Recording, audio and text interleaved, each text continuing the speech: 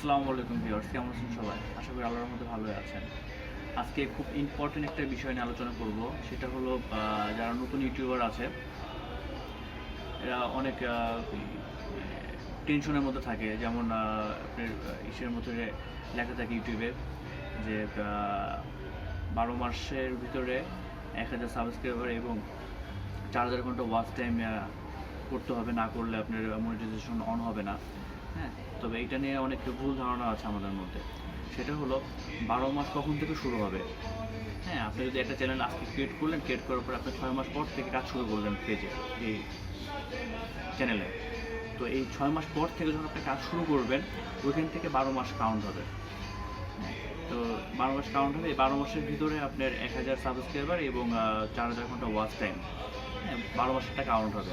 আগেরগুলোও plus হবে, কিন্তু ওইটা আপনার মনিটাইজেশন সময় কাউন্ট হবে না। তো এটা নিয়ে আপনারা বেশি চিন্তা করবেন না। আপনারা যারা ইউটিউব চ্যানেল ওপেন করছেন নতুন, কাজ করতে থাকেন, ইনশাআল্লাহ আপনাদের মনিটাইজেশন হয়ে যাবে। তো এটা নিয়ে কোনো চিন্তা করার কোনো বিষয় নেই। ঠিক আছে, আজকে এই পর্যন্ত বন্ধুরা, আল্লাহ হাফেজ।